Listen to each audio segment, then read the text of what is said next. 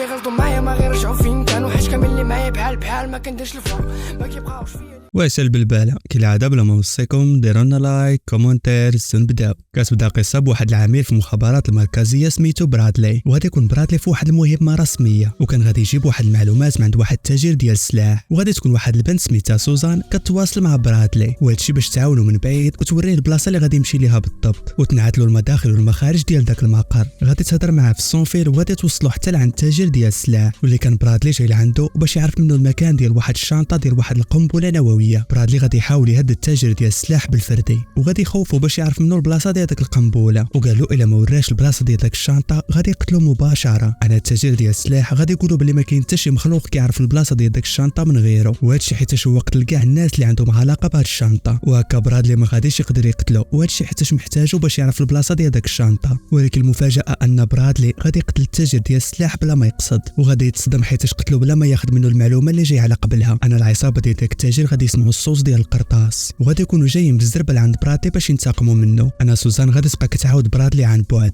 وكتوصف له اسرع طريق باش يخرج من داك المقر، ولكن الرجال ديال داك التاجر غادي يبقاو كيتبعوه، وغادي يحاول برادلي يهرب منهم بالمساعده ديال سوزي، وبالفعل غادي يقدر يخرج ويهرب منهم بسلام. ولكن بطبيعه الحال هادشي من بعد ما فشلش في داك المهمه اللي كان جاي باش يأديها. وبالليل سوزان غادي تخرج مع برادلي وغادي تبقى كتحتفل معاه، وغادي يبقى برادلي كيشكرها حيت هي السبب اللي خلاها مازال عايش لحد الان، وباللي هي عندها واحد نسبه كبيره في النجاحات ديال العمليات اللي كيدير. داكشي علاش قرر باش يكافئها ويعطيها واحد الكادو. انا سوزان غادي يسحب ليها باللي راه كيبغيها وباللي غادي يعطيها في الكادو الخاتم ديال الزواج، ولكن ملي فتح هذا الكادو غادي تلقى جايب ليها غير واحد الكادو عادي. غادي تشكروا على الكادو وهي حشمانه، وغادي يبقاو كيهضروا مع بعضياتهم وكيضحكوا. اما لا غد ليه غادي يمشي برادلي باش يتلاقى المديره ديالو في الخدمه، غادي تعطيه واحد الامر باش انه يمشي لعند الدار ديال التاجر ديال المخدرات اللي قتلو، وتما يقلب على اي معلومه تعاونوا باش يوصل لداك الشنطه اللي فيها القنبله النوويه. انا برادلي غادي يوافق وغادي يبقى كيوجد راسو، غادي يبقى متواصل مع سوزان وغادي يمشي للدار ديال التاجر ديال السلاح، ولكن ملي وصل ما غادي يلقى حتى شي حارس او لا رجال ديال الامن. داكشي علاش سوزان غادي تكون حاسه بلي كاينه شي حاجه ماشي هي هذيك في داك الدار، وغادي تطلب من برادلي باش يتراجع على هذه المهمه، ولكن هو غادي يكون تايق في راسو وما خايف من حتى شي حاجه. ولكن في الاخر التخوف ديال سوزان غادي يطلع في محله، وغادي يكون هادشي كامل غير فخ من البنت ديال التاجر ديال الاسلحه اللي قتلو برادلي، وغادي تكون سميتها رينا، وغادي تكون رينا دايره هذا الفخ بالعاني باش تستدرج عندها برادلي وتقتلو وتنتقم من الموت ديال الاب ديالها. وداكشي اللي كان رينا غادي تغفل وغادي تضرب برادلي بالقرطاس وغادي تقتلو، وغادي تكون سوزان شايفه كلشي عن طريق واحد الكاميرا كانت ملصقاها لبرادلي في حوايجو. والغريب في الامر هو ان رينا كانت عارفه بلي راه داير واحد الكاميرا، وغادي تمشي قبات الكاميرا وغادي تبقى كتهضر مع العملاء ديال المخابرات وحضراتهم باش الا ولاو صيفطوا شي عميل من موراها غادي يوقع عليه كيما وقع لهاد العميل. وغادي تكون سوزان كتشوف وكتسمع كلشي وهي منهاره وكتبكي. ومن بعد الفريق غادي يديروا واحد الكنازه كبيره لبرادلي، وغادي تكون سوزان حتى هي في ديك الكنازه وحزينه بزاف عليه، وهادشي حيت برادلي ما كانش غير صديق ديالها في الخدمه وصافي، وانما كانت كتبغيه. وبطبيعه الحال من بعد الموت ديال برادلي المخابرات المركزيه قررت باش تنتقم، وفي نفس الوقت يعرفوا البلاصه ديال داك الشنطه اللي فيها القنبله النوويه، وهادشي حيت بطبيعه الحال الاب ديالها غادي يكون قايل لرينا فين كاينه القنبله. ولكن المشكل هو ان رينا عارفه كاع رجال ديال المخابرات، والا صيفطوا شي عامل ليها غادي تعرفوا وغادي تقتلو. داكشي علاش كان خاصهم شي عضو جديد اللي يكون ما معروفش في الساحه. انا سوزان غادي تطوع لهاد المهمه، وهادشي حيت هي كانت خدامه في المكتب ديالهم وحتى شي واحد ما كيعرفها ولا شافها. زياده على هادشي الشكل ديالها بريء وحتى شي واحد ما غادي يشك فيها. انا المديره غادي تقتنع وغادي توافق على هاد الفكره وغادي تعطي سوزان هاد المهمه، ولكن واحد العميل في المخابرات سميتو ريك غادي يتقلق على هاد القرار وغادي يقرر يقدم الاستقاله ديالو من المخابرات. وهادشي كامل حيت كان برادلي هو الصديق المقرب ليه، وهو كان باغي ياخذ هاد المهمه باش ينتقم من الموت ديالو. زياده على هادشي كان ما مقتنعش باللي سوزان تقدر دير هاد المهمه، ولكن سوزان ما اهتماتش بهادشي كامل وبدات كتوجد راسها لهاد المهمه. وغادي تمشي سوزان عند المديره وغادي تبقى كتهضر معاها، وقالت ليها بلي المهمه ديالها هي تراقب واحد الشخص سميتو لوكا، وهادشي حيت لوكا هو المساعد ديال رينا، وغادي تعرف بلي صديقتها اللي سميتها نانسي هي اللي غادي تعاونها عن بعد بحال اللي كانت كدير مع برادلي شحال هادي. ومن بعد ما سالات سوزان كاع التجهيزات ديالها غادي تبدا المهمه وغادي تسافر للمدينه ديال باريس، وهادشي حيت لوكا كان في داك المدينه. سوزان غادي تمشي وغادي تجلس في واحد الفندق وغادي تبقى كتوجد راسها وغادي تجبد الليزيات باش تبقى كتهضر مع صديقتها. ولكن المفاجاه هي انها غادي تلقى العامل ريك تيتسناها في نفس الفندق وغادي يكون معصب بزاف عليها وغادي يقول لها ريك باللي جاي هو باش يدير هاد المهمه في بلاصتها حيت هي فاشله وما عندهاش خبره في هاد المجال وما غاديش تقدر تنفذ هاد المهمه. انا سوزان غادي تعصب عليه وغادي تبقى كتغاوت معاه وريك غادي يتعصب وغادي يخرج. لا غد ليه في الصباح سوزان غادي تقرر باش تبدا المهمه ديالها وغادي تخرج باش تراقب لوكا. ولكن غادي تلقى الدار اللي كان جالس فيها محروق كامل ومدمر. غادي تقلق وغادي تحس بالاحباط وغادي تمشي تجلس في واحد القهوه باش ترتاح. ولكن غادي تتفاجئ وغادي تخلع ملي غادي تلقى ريك تيتسناها تما عاوتاني وغادي يجلس ريك معاها وغادي يبقى كيدابز معاها مره اخرى. ومن بعد ملي سالاو النقاش غادي يسمح فيها وغادي يخرج. ولكن سوزان غادي تلاحظ بلي واحد الشخص غريب غادي يتابعه. غادي تتبعهم سوزان وغادي تبقى مراقباتها هي من بعيد وغادي تشوف داك الشخص هو كيبدل الشنطه ديال ريك بلا ما يحس بيه. انا سوزان غادي تبقى كتجري مور ريك باش تنبهو وبالفعل غادي تمشي لواحد المسرح وغادي تهز الميكرو وغادي تهضر معاه وغادي تقول له بلي الشنطه ديالو راها تبدلات. وفاش ريك غادي يفتح الشنطه غادي يلقى فيها واحد القنبله وغادي يرميها في الواد قبل ما تنفجر. وهادشي كامل حيت شيرينا ورجالها عارفين بلي ريك خدام مع المخابرات وكانوا باغيين يقتلوه في اسرع وقت. والمشكل ان داك الشخص اللي بدل الشوان ديال ريك تعرف بلي سوزان حتى هي خدامه في المخابرات وكان تيصورها بواحد الكاميرا كان هازها معاه. انا سوزان غادي تضطر باش تبقى تابعاه وغادي تدخل معاه في واحد القتال وغادي تقتلو بلا ما تقصد. ومن بعد غادي تاخذ منه داك الكاميرا اللي صورها بها قبل ما يموت. ومن بعد غادي تهز داك الكاميرا وغادي تبقى كتقلب في التصاور ديالها ومن خلال التصاور غادي تعرف بلي لوكا ما بقاش في باريس وسافر لمدينه روما. انا سوزان غادي تطلب الاذن من المديره باش تسافر لايطاليا والمديره غادي توافق باش تمشي لروما وتقلب على لوكا. داكشي اللي كان لا غد لي غادي توجد راسها وغادي تشد طياره. ولكن هاد المره غادي تقرر باش تخالف الاوامر وتحاول تواصل مع لوكا وتقرب منه. وهادشي كان العكس ديال الاوامر اللي عطاتها المديره واللي هي انها غير تراقبه من بعيد وصافي. انا سوزان غادي تمشي وغادي تشري واحد الكسوه وغادي تبدل اللوك ديالها تماما. ومن بعد غادي تمشي للكازينو اللي تيجلس فيه لوكا. ولكن في الاول السكرتيره غادي ترفض تدخلها وهادشي حيت ما عندهاش انفيتاسيون. وهنا غادي تدخل ريك في اخر لحظه وغادي يكون حتى هو معروض في داك الكازينو وغادي يقول ريك السكرتيره بلي سوزان جايه معاه وغادي يخليها تدخل الكازينو بلا ما يعاق بها حتى شي واحد. وفاش غادي يدخلوا غادي يجرها لواحد القنت كالعاده غادي يبقاو كيدابزوا مع بعضياتهم وغادي تقول له سوزان يبقى بعيد عليها وما يقربش منها. وهادشي حيت هو معروف بلي خدام في المخابرات والا شكوا فيه غادي يشدوها حتى هي ونصحاتو باش يخرج من داك الحفل كامل. وهادشي حيت الا شافوا لوكا غادي يعرفوا. من بعد سوزان غادي تبقى كدور في داك الكازينو وكتقلب على لوكا ولكن غادي تتفاجئ باللي كاينه حتى رينا تما وغادي تبقى سوزان كتراقبها من بعيد. شويه غادي تشوف واحد الكاسون كيحط السم في المشروب ديالها وواخا هي من الاساس كان جايه باش تقتلها غادي تقرر باش تمنع رينا باش ما تشربش داك المشروب. وهادشي حيت كانت مازال محتاجاها ومازال ما عارفينش البلاصه ديال الشنطه اللي فيها القنبله النوويه. غادي تمشي لعندها وغادي تقول لي هذاك الكاسون راه دار لك السم في المشروب ديالك. انا رينا غادي تامر الرجال ديالها باش يجيبوا داك الكاسون وغادي تخليه يشرب داك المشروب قبالتها وغادي تكتشف باللي كان حاط ليها السم بصح وغادي يموت قبالتهم. من بعد رينا غادي تعرض على سوزان العشاء وهادشي باش تشكرها حيت عتقات ليها حياتها وغادي يبقاو كيهضروا مع بعضياتهم وكيتعرفوا على بعضياتهم. انا سوزان غادي تهضر مع رينا وغادي تقول لها بلي هي فقيره والحاله الماديه ديالها صعيبه وبلي صرفات الفلوس ديالها كامله باش تجي لروما. انا رينا غادي يبقى فيها الحال وغادي تقول لها بلي المدينه ديال روما ماشي شي حاجه اللي خاصك تخسري عليها الفلوس باش تساري فيها وعرضات عليها باش تمشي تسافر معها للمدينه ديال بودابست وهادشي باش تستمتع اكثر بوقتها. وقالت لها بلي حتى هي كانت غادا لتما وعرضات عليها باش تمشي وتخلص عليها الطياره وقالت لها تعتبر هاد السفريه مكافاه ليها حيت عتقات ليها حياتها. انا سوزان غادي تحمس وغادي توافق على العرض ديالها وقبل ما يخرجوا من الكازينو الرجال ديال رينا غادي يشدوا ريك وغادي يكونوا غادي يقتلوه صافي. ولكن سوزان غادي تواصل مع نانسي في ليزيكوتور وغادي تامرها باش تقطع الضو. داكشي اللي كان ملي تقطع الضو ريك غادي يستغل داك الفرصه وغادي يهرب ليهم. ومن بعد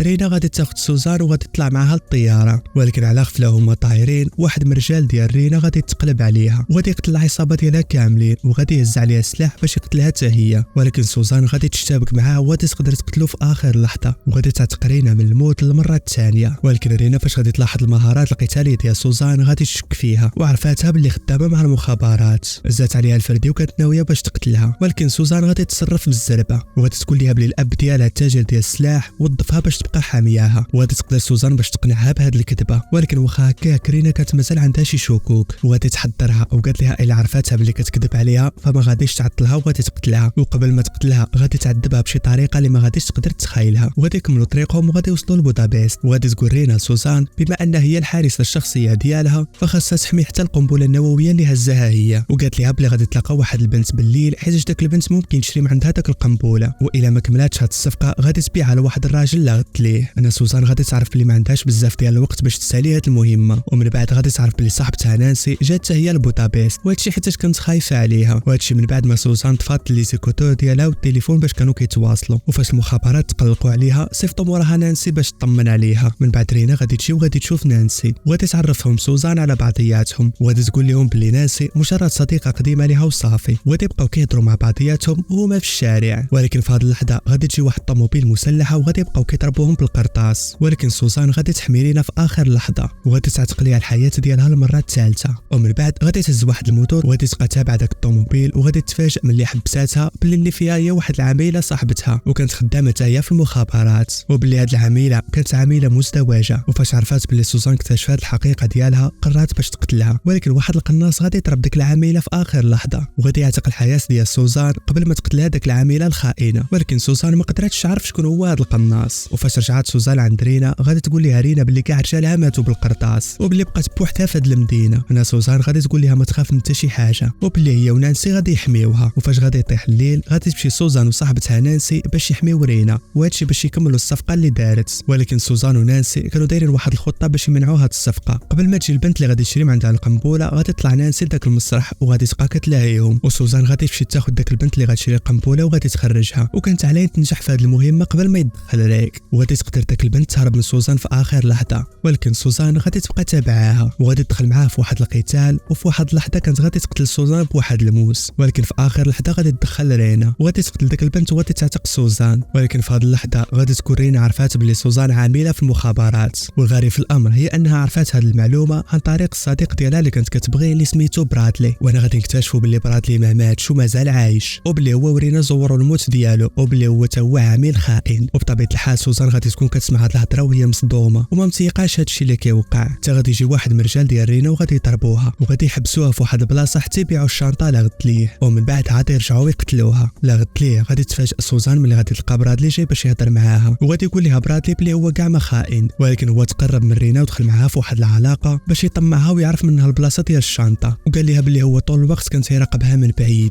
وكان تيحميها، وباش ياكد لها الهضره ديالو غادي يقول لها بلي هو القناص اللي قتل داك العامله قبل ما تقتلها. وفاش عرفات سوزان الحقيقه غادي تفرح بزاف وغادي يقول لها بلي هو ورينا دابا غادي يمشيو للدار ديال لوكا، وهادشي باش يتلاقاو الشاري ديال القنبله تما. ومن بعد غادي ياخذوا الشاري وغادي يمشيو للبلاصه اللي مخبين فيها القنبله، وتما غادي يحاول يتصرف ويحبس الصفقه. ومن بعد برادلي غادي يودعها وغادي يمشي، ولكن سوزان غادي تكون مقلقه عليه وغادي تقرر باش تتبعو باش تعاونوا. داكشي اللي كان غادي تهرب من تما وغادي تركب في واحد الطوموبيل وغادي تتبعهم وغادي توصل للدار ديال لوكا. وفاش وصلت لتما غادي تهز السلاح وغادي تقتحم الدار بلا ما يشوفها حتى شي واحد. ولكن ملي دخلات غادي تكتشف بلي لوكا باغي يقتل برادلي، وهادشي حيت كان تيشك فيه، وحتى رينا غادي توافق باش يقتلوه. انا سوزان غادي تدخل للدار وغادي توقفهم وغادي تعرض على لوكا ورينا المساعده، وغادي تقول لهم بلي غادي تعاونهم باش يكملوا الصفقه ديالهم بسلام، ولكن بالمقابل يطلقوا ليها برادلي. انا رينا ولوكا غادي يوافقوا على هذا العرض، وهادشي حيت عارفين بلي سوزان عامله في المخابرات وغادي تعاونهم. ولكن غادي يهددها لوكا بلا الا حاولات تغدرهم غادي تلقى راسها مقتوله. وفي هذه اللحظه غادي يوصل الشاري وغادي تلاقى لوكا ورينا وغادي يعطيهم واحد الشنطه. وفاش رينا غادي تشوف المبلغ واللي كانت واحد الكميه كبيره ديال الالماس غادي تاخذهم الشنطه اللي فيها القنبله. ولكن المفاجاه هي ان رينا ملي جبدات الشنطه لوكا غادي تقلب عليها وغادي يقتل الشاري وغادي ياخذ الشنطه من عند رينا، وغادي يقول لوكا رينا بلي غادي يبيع داك الشنطه بفلوس كثيره، وهادشي من بعد ما غادي ياخذ الالماس اللي المشتري كان غيخلص به. وغادي يعتذر لوكا رينا وغادي يقول لها بلي مضطر باش يقتلها حتى هي، ولكن قبل ما يقتلها غادي يدخل ريك في اخر لحظه.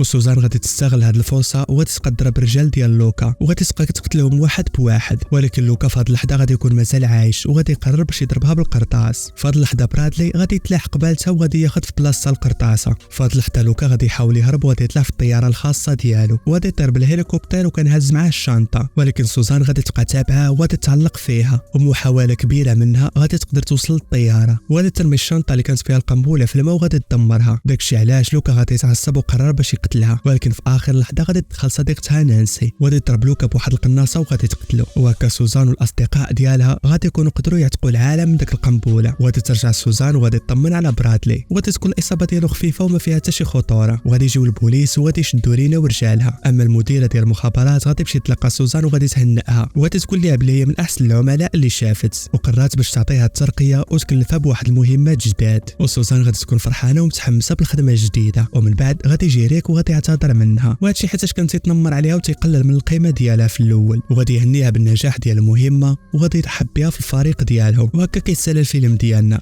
كانت هذه نهاية القصة. كان معكم خوكم سيمبليكس. تهلاو. These hoes I can't blame. Nobody feeling my pain. I don't wanna switch my lanes and now they think I'm going insane. Things don't feel the same. I don't wanna play no games since I got this famous.